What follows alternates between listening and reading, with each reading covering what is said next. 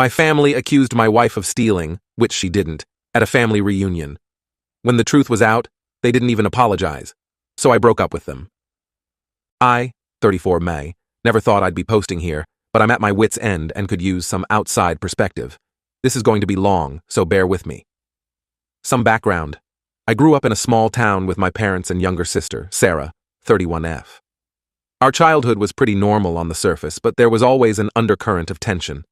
Our parents, while not outright abusive, clearly favored Sarah. She was the golden child who could do no wrong, while I was often criticized and held to impossibly high standards. This dynamic wasn't always obvious to outsiders, but it was a constant presence in our home.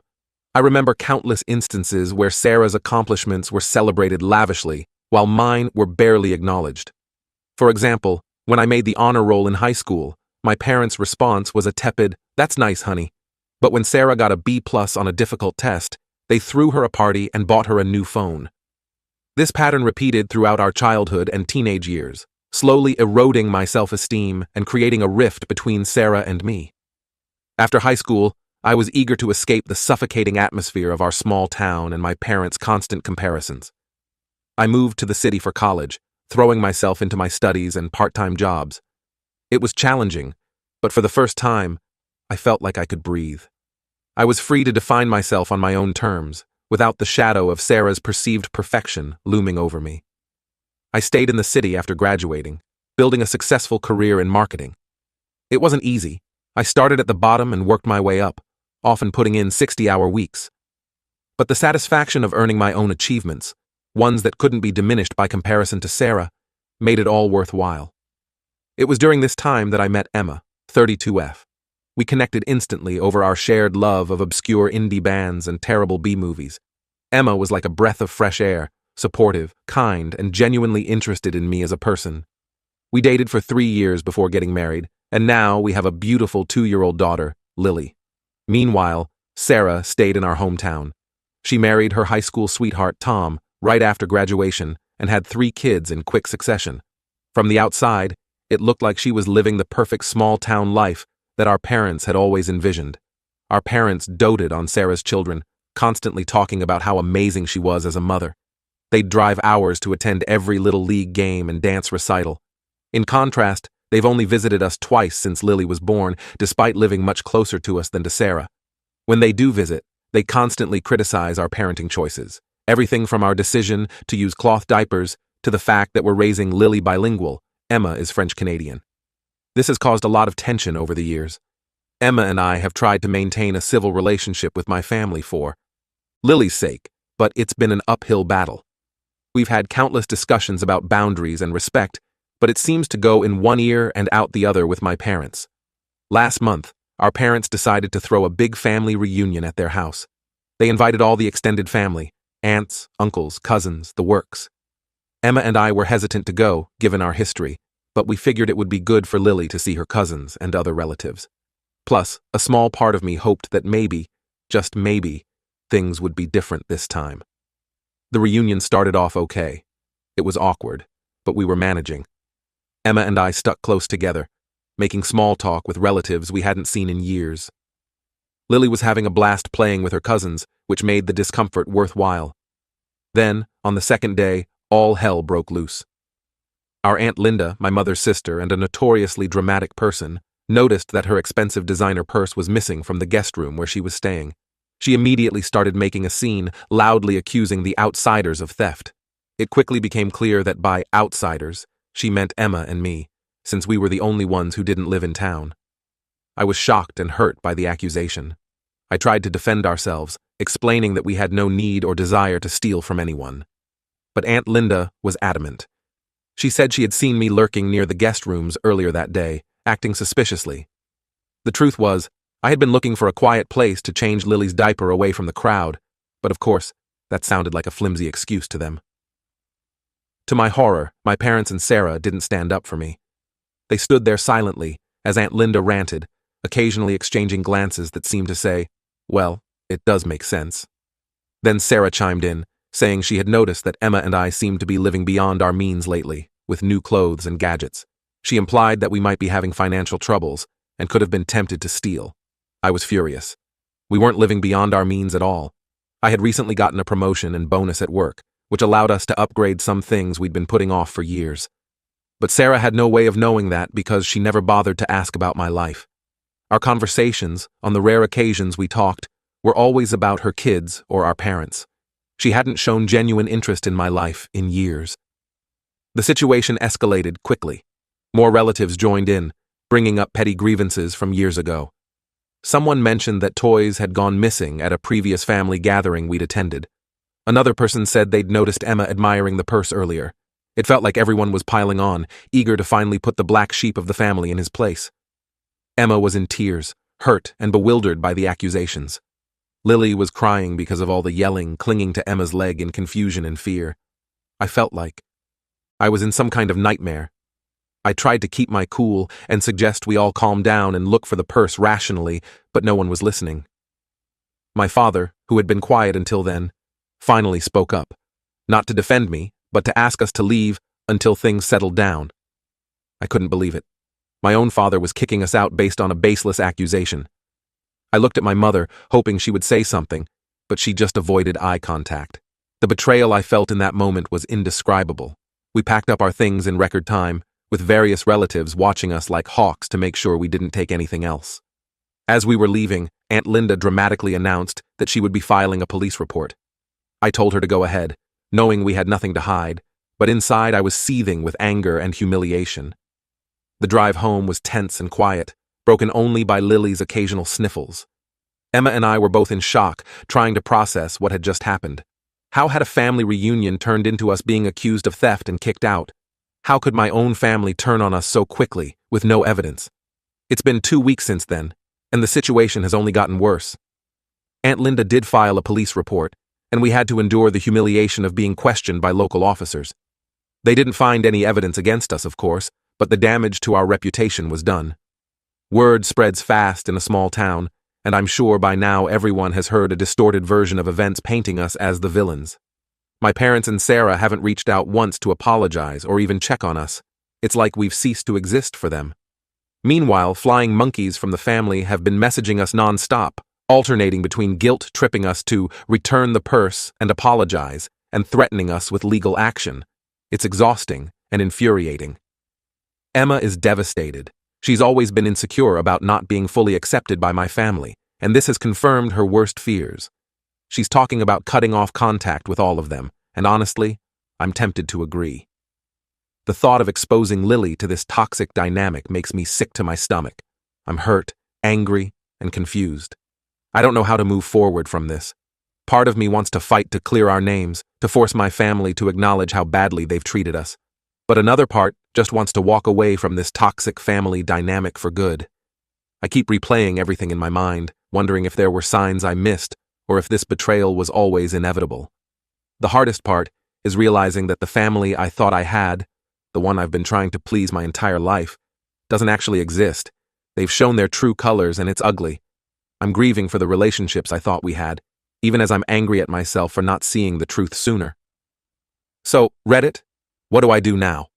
How do I protect my wife and daughter from this mess? Is there any coming back from this level of accusation and betrayal?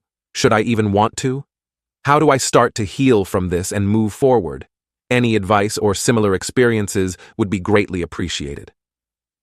Update 1.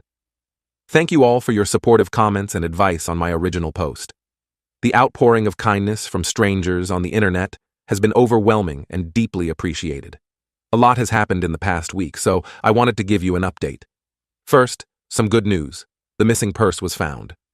But of course, in true fashion for my family, this discovery only led to more drama and revealed even deeper issues in our family dynamic.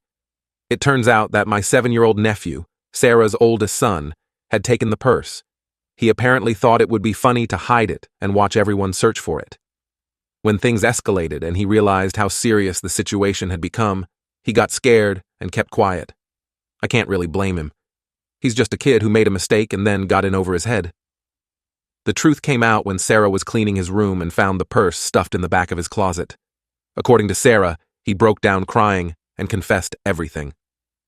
I can only imagine how terrified and guilty he must have felt, carrying that secret while watching the chaos unfold around him. You'd think this would immediately clear our names and lead to a flood of apologies, right? Well, you'd be wrong. The way my family handled this revelation says a lot about their priorities and the dysfunctional patterns that have been in place for years. Sarah called our parents first, and together they decided to handle the situation quietly. Their plan was to return the purse to Aunt Linda and smooth things over without involving us or addressing the false accusations. They were more concerned about protecting my nephew, and by extension Sarah's reputation as a mother, than about clearing our names or acknowledging the harm they had caused us. Luckily, or unluckily, depending on how you look at it, Aunt Linda has a big mouth. She immediately started calling everyone to announce that her purse had been miraculously found in Sarah's house. That's how we found out about it, through a distant cousin who called to apologize for believing the accusations against us. I was floored. Not only had they found definitive proof of our innocence, but they were actively trying to sweep it under the rug without acknowledging the harm they'd caused us. It was a stark reminder of how little we mattered in the family hierarchy. I called my parents, demanding an explanation. The conversation did not go well. They tried to downplay the whole incident, saying things like, "It was all a misunderstanding, and let's just put this behind us." When I pressed them on why they didn't immediately call us to apologize, my father actually said, "Well, we didn't want to bother you if it turned out to be a false alarm." I lost it at that point. All the hurt, anger, and resentment I'd been holding back came flooding out. I told them exactly what I thought of their behavior, their favoritism, and their willingness to throw Emma and me under the bus. I laid out every instance of unfair treatment over the years, from childhood until now. I brought up specific incidents, the time they forgot my high school graduation because Sarah had a minor fender bender, the way they dismissed my career achievements while praising Sarah for being a stay-at-home mom, how they always sided with her in any disagreement between us. I told them how their behavior had affected my self-esteem and my ability to trust people. It was like a dam breaking. Years of pent-up emotions came pouring out. My mother started crying, playing the victim as usual. She kept saying things like, "How can you say these things to us? We've always loved you." My father yelled back, accusing me of being oversensitive and ungrateful. He actually had the audacity to say that if I had visited more often or made more of an effort with the family, none of this would have happened. It was classic Darvo: deny, attack, reverse victim, and offender. I hung up on them mid-sentence. I was shaking with anger and felt physically ill. Emma held me as I broke down, the stress of the past few weeks finally catching up to me. It was a mix of relief at finally saying these things out loud and deep sadness at realizing that even now, my parents couldn't acknowledge their role in hurting me. Sarah tried to call multiple times, but I couldn't bring myself to talk to her. She left a voicemail full of excuses about how she was just caught up in the moment during the reunion and didn't mean to accuse us. She said she hoped we could move past this for the sake of the kids. Her message was all about her feelings and her desires, with no real acknowledgement of how her actions had affected us. I deleted the message without responding. The extended family is now split. Some are mortified by how we were treated and have reached out to apologize sincerely. My cousin Jake, who I was close to as a kid but had drifted apart from, called to express his shock at the whole situation. He offered to be a neutral mediator if we ever wanted to try family therapy. It was touching to realize that not everyone in the family was willing to sweep this under the rug. Others are trying to rug sweep, saying we should just forgive and forget because family is family. They're putting pressure on us to reconcile, without acknowledging that reconciliation requires genuine remorse and changed behavior from the other side. A few are even suggesting that we should apologize for overreacting and causing a scene at the reunion. It's mind-boggling how they can twist the situation to somehow make us the bad guys. Emma and I have decided to take a big step back from my side of the family. We're not going no contact yet, but we're setting firm boundaries. We've blocked the flying monkeys and our only, responding to direct communication from immediate family. We're also looking into family therapy to help us process this trauma and decide how to move forward. One positive outcome is that this situation has brought Emma and me even closer together. Seeing her stand by me unwaveringly, even when my own family turned against us, has deepened my love and appreciation for her. We're united in protecting our little family unit above all else. We've had many deep conversations about family, trust, and what we want for Lily's future. We're committed to breaking the cycle of favoritism and conditional love that I experienced growing up. We want Lily to know that she's loved unconditionally and that it's okay to stand up for herself, even against family. I'm still angry and hurt, but I'm also feeling a sense of clarity I've never had before about my family dynamics. It's painful to realize how dysfunctional things have been, but it's also empowering to finally see it clearly and know that I don't have to participate in it anymore. The road ahead isn't clear, but I know that with Emma by my side, we'll figure it out. We're focusing on healing and on creating a healthy, loving environment for Lily. Whether that includes my extended family in the future remains to be seen, but for now, we're prioritizing our own well-being. Thank you again for all your support. It's meant more than you know during this difficult time. I'll update again if there are any significant developments. Update 2.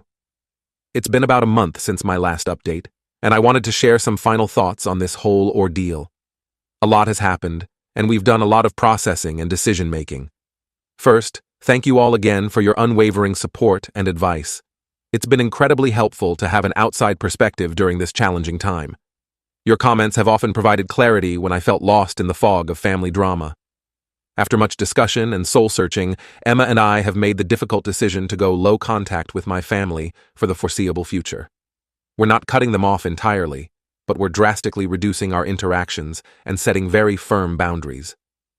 We spent several days drafting a lengthy email that we sent to my parents, Sarah, and a few key family members outlining our decision. We wanted to be clear about our feelings and expectations, while also leaving the door open for potential reconciliation down the line. In the email, we explained how deeply hurt we were by their actions and lack of trust in us. We detailed the impact of their behavior, not just from the recent incident, but from years of unfair treatment. We made it clear that while we're open to rebuilding relationships in the future, it would require acknowledgement of the harm done, sincere apologies, and most importantly, changed behavior. We also set out some ground rules for any future contact. These included no unannounced visits, no discussing our decision. With extended family or mutual acquaintances, respecting our parenting choices without criticism, and treating Emma with the same respect they'd show any other family member. We made it clear that any violation of these boundaries would result in further reduction of contact. The responses we received were mixed, revealing a lot about each family member's mindset and willingness to change. My parents sent a lengthy reply that was part apology, part justification. They admitted they handled the situation poorly, but still tried to shift some blame onto us for distancing ourselves from the family. They expressed sadness at the thought of losing contact with Lily and asked for a chance to make things right, suggesting family therapy. While it wasn't the full acknowledgement we were hoping for, it was more self-reflection than I've ever seen from them. Sarah's response was more defensive. She apologized for jumping to conclusions, but spent most of her message explaining how stressed and overwhelmed she's been, as if that excuses her behavior. She also implied that our decision to go low contact was an overreaction that would hurt the children. It was disappointing, but not surprising. Sarah has always struggled to take responsibility for her actions. The rest of the family's responses ranged from supportive to guilt-tripping.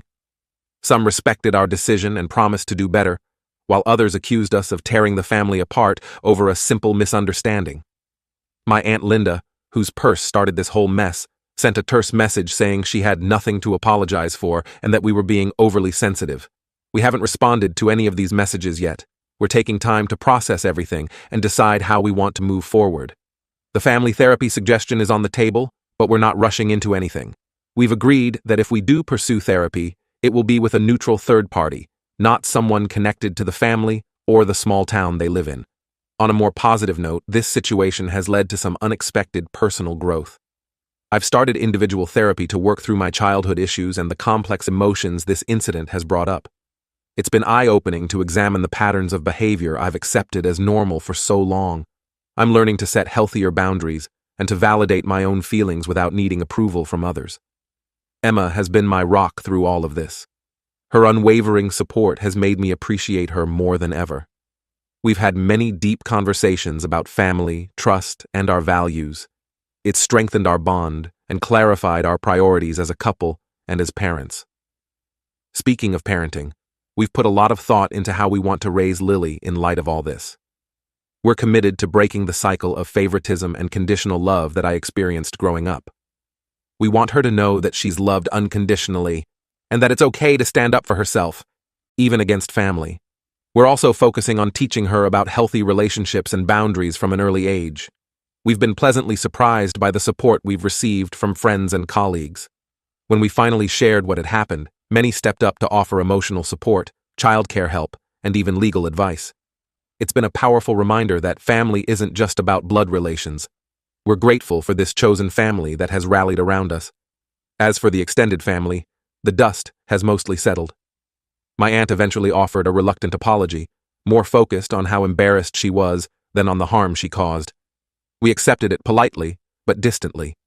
The cousin who initially tipped us off about the purse being found has become an unexpected ally, keeping us informed about family gossip without pressuring us to engage.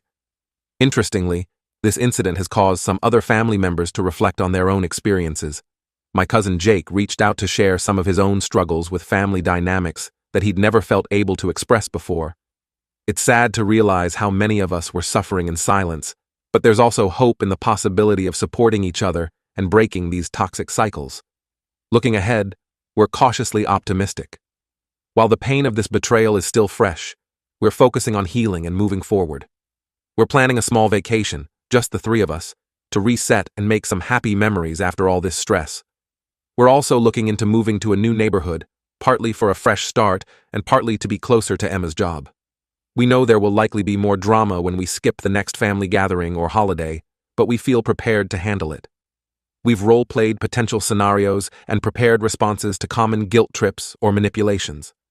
Our priority now is protecting our mental health and our little family unit. One unexpected outcome of this whole ordeal is that I've started writing more. Initially, it was just journaling to process my feelings, but it's evolved into something more. I'm considering starting a blog about navigating difficult family relationships and breaking generational trauma. If nothing else, it might help others feel less alone in their struggles. To anyone going through similar family struggles, know that it's okay to prioritize your own well-being. It's not selfish to set boundaries, even with family. Healing is a journey, and it's okay if it takes time. Surround yourself with people who respect and support you, whether they're related to you or not. Thank you all again for being a part of this journey with me. Your kindness and wisdom have been a bright spot in a dark time. I may not update again unless something significant changes, but please know that your support has made a real difference in our lives. We're moving forward with hope, determined to create the healthy, loving family environment that everyone deserves.